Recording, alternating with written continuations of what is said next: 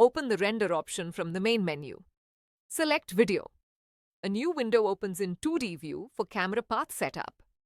Choose the Straight Path option and place the camera direction and movement path from your desired starting point to ending point.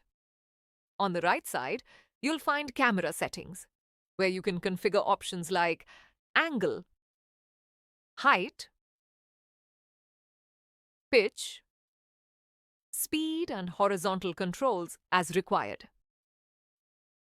Click Start and in Live Preview to see how the camera will move through your design. Once you're satisfied with the path and settings, click Render 4K Video to generate the final video. The rendering process takes a few minutes. After completion, your rendered video will be available in the gallery for viewing and download. With Zlendo Realty, creating professional walkthrough videos is quick and easy.